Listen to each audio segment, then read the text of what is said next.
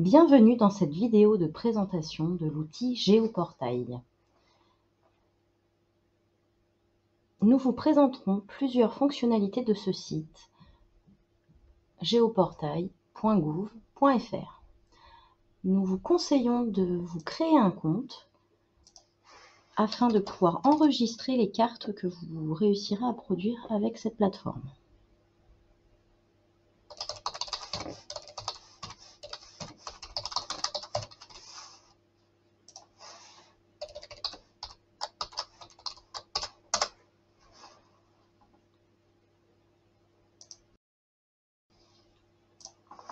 Vous pourrez ensuite créer une carte en rentrant l'adresse du lieu que vous souhaitez étudier.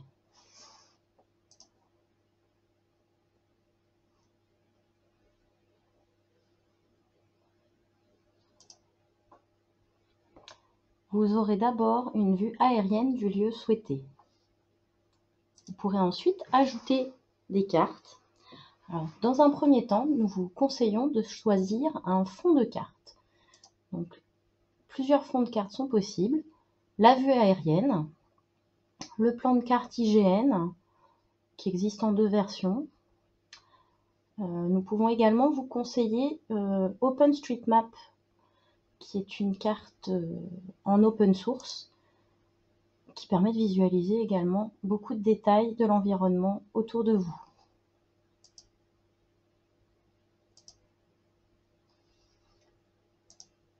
Là, vous voyez que deux calques sont apparus dans ma carte.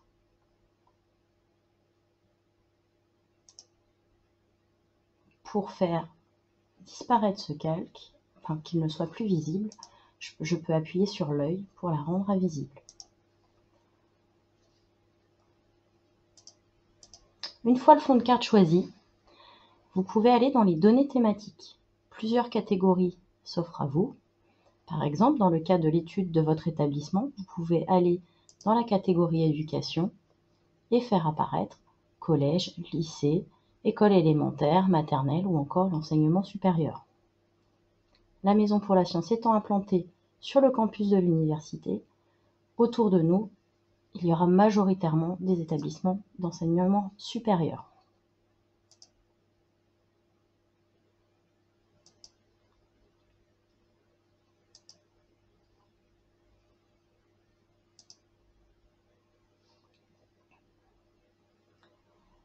Vous pouvez zoomer ou dézoomer grâce à la roulette de votre souris ou au plus et moins en haut à gauche sur la carte. Ensuite, vous pouvez aller dans les différentes catégories, par exemple agriculture, et découvrir les différents filtres à votre disposition. Par exemple, vous pouvez ajouter une carte des sols,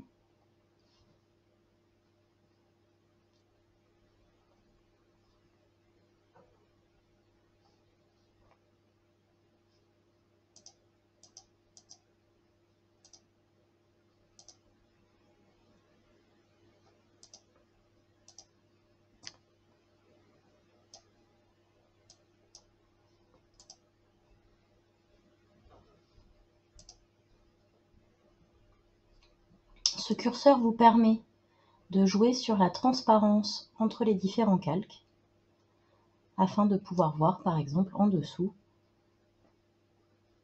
votre vue aérienne.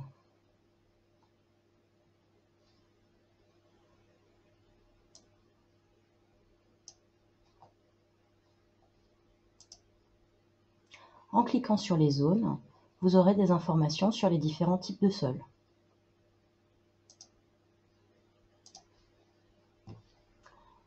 Vous pouvez faire apparaître les cours d'eau, les pentes ou encore le registre parcellaire.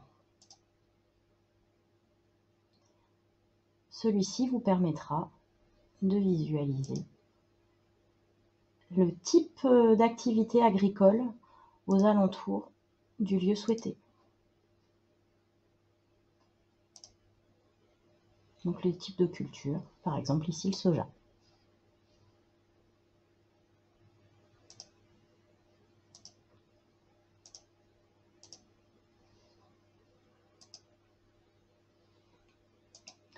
Dans Culture et patrimoine, vous pouvez faire apparaître des fonds de cartes, par exemple, pour voir les vues aériennes des années 50 à 65, ce qui peut être intéressant pour les collègues d'histoire-géographie, pour voir l'évolution, par exemple, de l'urbanisation.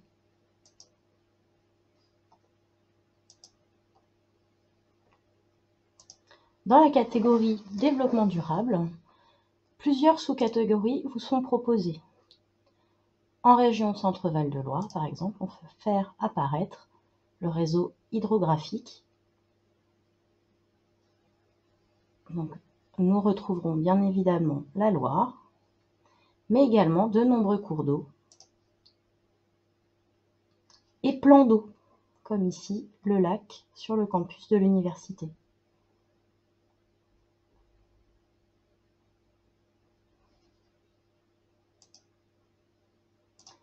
Vous pouvez ensuite aller dans la partie occupation des sols. Nous avons déjà utilisé la carte des sols qui est disponible dans 2 catégories. Vous pouvez également utiliser le filtre occupation des sols, par exemple.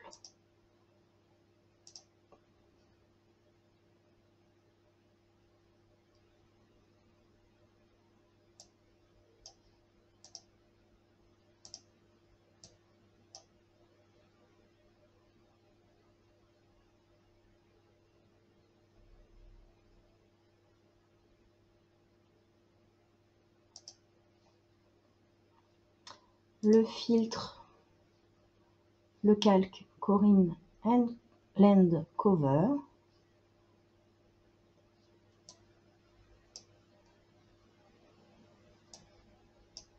Donc là, vous voyez qu'on voit toujours en transparence en dessous la carte de vue aérienne. Vous avez accès à des paramétrages. Si vous souhaitez faire apparaître par exemple la légende, vous pouvez cliquer droit sur la souris et afficher la légende. Ici, on peut voir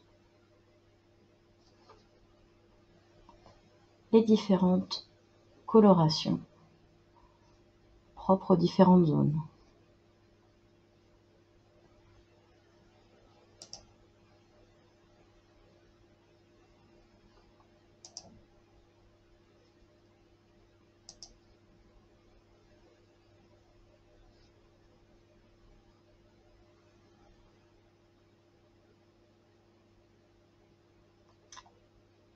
Dans notre cas, nous sommes dans une zone installation publique sur le campus de l'université.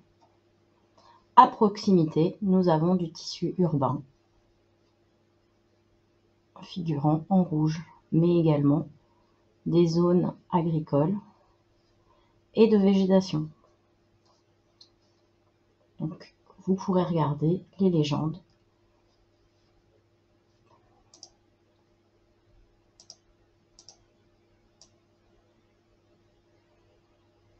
Vous pouvez toujours ajuster la transparence de ces calques et faire apparaître par exemple le réseau hydrographique. Donc là, on voit encore bien les différents cours d'eau. Vous avez différentes versions du filtre Corinne Land Cover. À vous de tester, voir ce qui vous convient le mieux.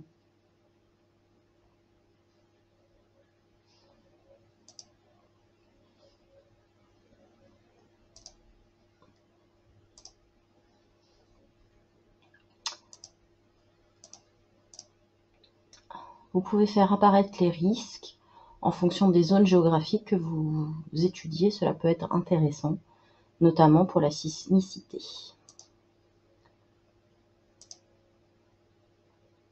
Vous pouvez également faire apparaître des informations sur le littoral,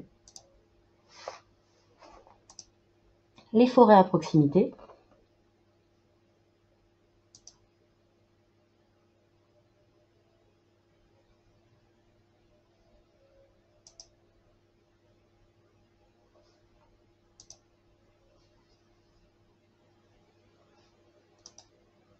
une fois encore, vous pouvez afficher la légende. Ça vous donnera même le type d'arbre à proximité.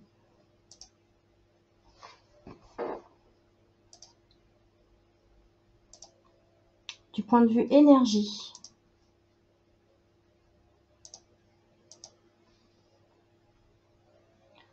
vous avez accès aux données de potentiel solaire, par exemple, ou les zones avec de l'énergie éolienne en littoral pour ceux qui seraient sur le littoral, les lignes électriques, etc. Et enfin, les espaces protégés pour savoir si vous avez par exemple une réserve naturelle à proximité de votre établissement.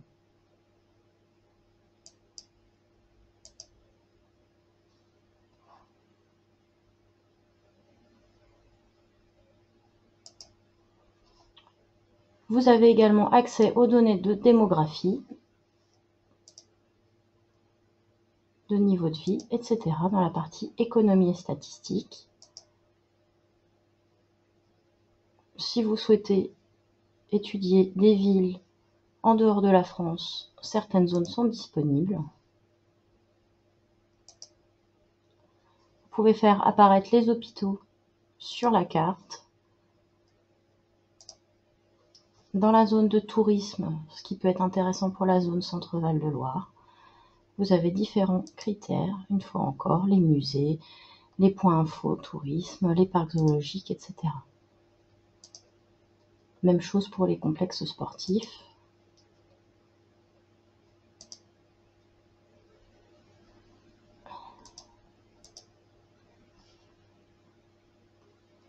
La dernière catégorie correspond aux territoires et transports.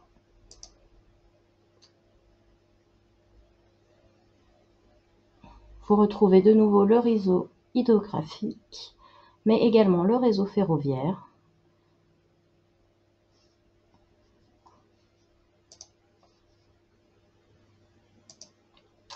Les zones cadastrales.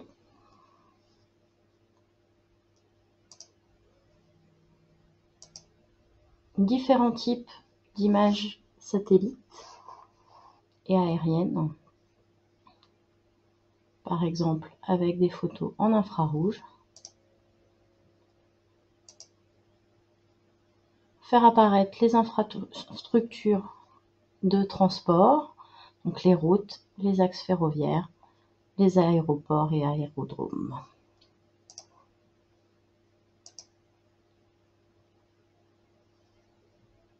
Les accueils police-gendarmerie dans la partie sécurité-secours, les équipements publics avec notamment les services postaux, etc., etc. Donc ensuite, vous pouvez choisir quel filtre vous souhaitez donc faire apparaître. Plus le filtre est vers le haut, plus il sera sur le dessus en termes de calque.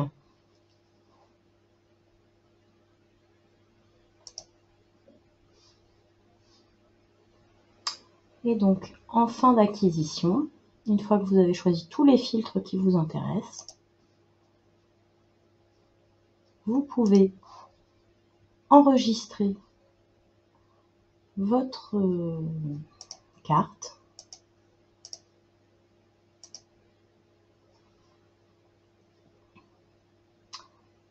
en bas à droite en lui donnant un titre.